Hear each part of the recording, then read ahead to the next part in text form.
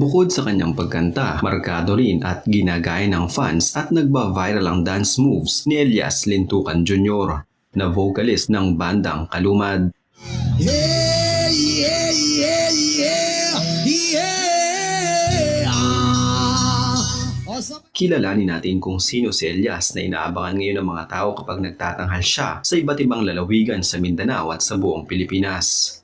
Ayon kay Elias, bata pa lang siya ay pangarap na talaga niya ang magtanghal. Nahasa raw ang kanyang talento sa pagkanta habang nangunguha ng dagta sa rubber tree sa kanilang bayan sa Magpet, North Cotabato.